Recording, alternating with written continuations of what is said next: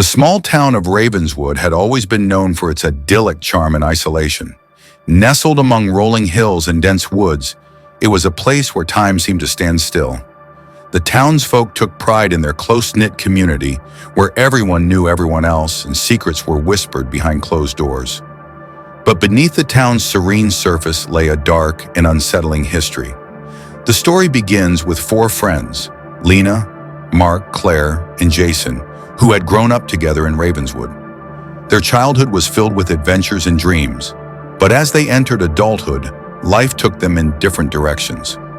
Lena became a successful journalist, Mark a software engineer, Claire a teacher, and Jason a freelance artist. Despite their busy lives, they had always promised to reunite and catch up on old times. After several years apart, they finally decided to come together for a weekend reunion. The autumn air was crisp as they arrived in Ravenswood, the town enveloped in a serene quietude that contrasted sharply with their bustling city lives. The streets were lined with trees shedding their golden leaves, and the aroma of burning wood from distant fireplaces filled the air. The friends checked into a quaint bed and breakfast, its owner, Mrs. Hawkins, welcoming them with a warm smile. The place had an old-world charm, with antique furnishings and a cozy fireplace. Mrs. Hawkins chatted about the town's recent changes, her tone oddly subdued. "Not much happens around here," Mrs. Hawkins said, her eyes darting toward the window. "The town's been quieter than usual." The friends exchanged curious glances but dismissed the comment as small-town eccentricity. They spent the day strolling through the familiar streets, visiting their old hangouts, and reminiscing about their childhood adventures. However, an undercurrent of unease seemed to hang in the air, a feeling none of them could quite shake. As night fell, they decided to venture into the old woods that bordered the town. The forest had been a favorite playground in their youth, a place where they had spent countless hours exploring and playing. But as they entered the woods, a sense of foreboding settled over them.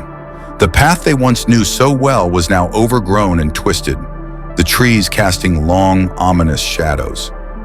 "This place looks different," Claire remarked, her voice tinged with anxiety. "It's probably just been a while," Mark replied, trying to sound reassuring. "Let's see if we can find that old cabin we used to play in." The group pressed on, their footsteps crunching on the fallen leaves. The air grew colder, and the dense canopy of trees blocked out most of the moonlight. They walked in silence, each lost in their own thoughts, until they stumbled upon a dilapidated house hidden deep within the woods. The house was ancient, its once grand facade now covered in ivy and decay. The windows were boarded up, and the roof sagged under the weight of neglect. It stood as a silent sentinel of a bygone era, its presence both eerie and intriguing. "This must be the place," Lena said, her voice filled with a mixture of excitement and apprehension. "I remember hearing stories about it when we were kids." "You mean the one that's supposed to be haunted?" Jason asked, his tone skeptical. Lena nodded. "Yeah, that's the one. I say we check it out." Despite their growing unease, the friends followed Lena up the creaky steps and through the front door. The interior was dark and musty, filled with the scent of mildew and decay. Dust motes floated in the air, illuminated by the faint light that seeped through the boarded windows. The main room was lined with faded wallpaper and broken furniture. An old fireplace stood in the center, its mantle adorned with dusty, yellowed photographs. The pictures depicted people with stern faces, their eyes seeming to follow the intruders with a haunting intensity. "Look at these," Claire said, holding up one of the photographs. "They look so serious." Mark examined the fireplace. "This place is definitely old, but haunted? I'm not so sure." As they explored the room, Lena discovered a trapdoor hidden beneath a tattered rug. Her curiosity got the better of her, and she pried it open, revealing a narrow staircase leading down into the darkness. "I wonder what's down there," Lena said, her eyes gleaming with excitement. "Maybe it's best not to find out," Mark suggested. "This place already feels pretty creepy." But Lena was determined. "Come on, it could be an adventure." The others reluctantly followed her down the stairs. The descent was steep and treacherous, and the air grew colder with each step. At the bottom, they found themselves in a small candlelit chamber. The walls were covered in strange symbols and markings, and the flickering light cast eerie shadows on the stone walls. In the center of the room stood an altar, adorned with faded photographs, strange artifacts, and what appeared to be old, tattered books. The atmosphere was thick with an unsettling energy, and the friends could feel the weight of the chamber pressing down on them. "This place is giving me the creeps," Jason said, his voice barely audible. Lena approached the altar, examining the objects with a mix of fascination and fear. She picked up a tarnished silver locket engraved with the initials RS. "Look at this," she said, holding it up. "It must have belonged to someone important." Mark inspected the symbols on the walls. "These markings look like they're from some kind of ritual. I don't know what they mean, but they don't look friendly." Suddenly, a chill swept through the room, causing the candle flames to flicker and waver. The friends exchanged nervous glances as the shadows on the walls seemed to move and shift. "Maybe we should leave," Claire suggested, her voice trembling. But before they could make their way back up the stairs, the trapdoor above them slammed shut with a deafening bang. The friends jumped, their hearts racing. "Seriously?" Mark exclaimed. "Now we're trapped!" Panic set in as they tried to open the trapdoor, but it was firmly shut. Their only option was to wait and hope that someone would come looking for them. As the hours dragged on, the temperature in the chamber continued to drop, and the air became suffused with an oppressive stillness. The whispering began softly at first, barely perceptible over the sound of their anxious breaths. It was a low, unintelligible murmur that seemed to come from all around them. The friends huddled together, trying to stay calm as the whispering grew louder and more insistent. "What is that noise?" Claire asked, her voice filled with dread. "I don't know," Lena replied, her eyes wide with fear. "But it sounds like it's coming from everywhere."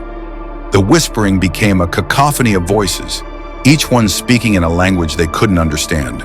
The words were laced with malice, crawling into their ears and planting seeds of terror in their minds. The shadows on the walls grew darker and more distinct, taking on the shapes of menacing figures that seemed to leer at them from the darkness. "I think we need to get out of here," Lena said, her voice firm despite her fear. In their desperate bid to escape, they stumbled across a hidden passageway behind the altar. The passage was narrow and winding, its walls lined with more symbols and markings. The friends pushed forward, their fear lending them the strength to keep moving, despite their exhaustion. The passageway led them deeper into the earth, the air growing colder and more oppressive with each step. At last, they emerged into a larger chamber, dimly lit by a faint, otherworldly glow. The room was filled with old, broken furniture and remnants of a forgotten past. In the center of the chamber stood a large stone sarcophagus, its lid slightly ajar. The whispers had grown louder, converging into a single eerie chant that reverberated through the chamber. "This must be it," Lena said, her voice trembling as she approached the sarcophagus. "There might be something in here that can help us." With trembling hands, she pushed the lid open, revealing a skeletal figure lying inside. The figure was dressed in old-fashioned clothes, its face twisted into a grotesque expression of horror. In its bony hand, it clutched a rusted key. "It's holding a key," Lena said, her voice barely a whisper. Mark reached out and took the key from the skeleton's hand. "Maybe this will unlock the trapdoor." They retraced their steps to the chamber with the trapdoor, their fear mounting with each passing moment.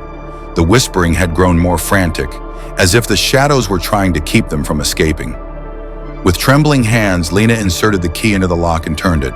The trapdoor creaked open, and the friends scrambled up the stairs, eager to escape the suffocating darkness. As they emerged into the daylight, they were greeted by the eerie silence of the woods. The town of Ravenswood was still as quiet as ever, but there was an unsettling stillness in the air. The friends felt a heavy weight lifted from their shoulders, but the sense of dread remained.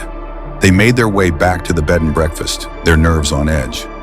"I don't think I've ever been so scared in my life," Claire said, her voice shaking. "It felt like something was trying to keep us there," Jason added, "like it didn't want us to leave." Lena nodded. "We've seen something we shouldn't have. I don't know what it was, but it felt ancient and malevolent." The friends spent the rest of the weekend trying to shake off the lingering fear, but the shadows of the past seemed to follow them wherever they went. The town of Ravenswood remained quiet, its secrets buried deep within the woods. The reunion had turned into a nightmare, a chilling reminder of the dark forces that lurked beneath the surface. As they left Ravenswood and returned to their respective lives, they vowed never to return. The memory of the whispers in the shadows would haunt them forever, a constant reminder of the horrors they had faced. And so Ravenswood remained a quiet town, its dark secrets hidden away, waiting for the next unsuspecting soul to stumble upon them. The friends knew that the shadows of Ravenswood would never truly leave them, a reminder of the sinister forces that lay in wait, hidden beneath the tranquil surface of their once beloved hometown.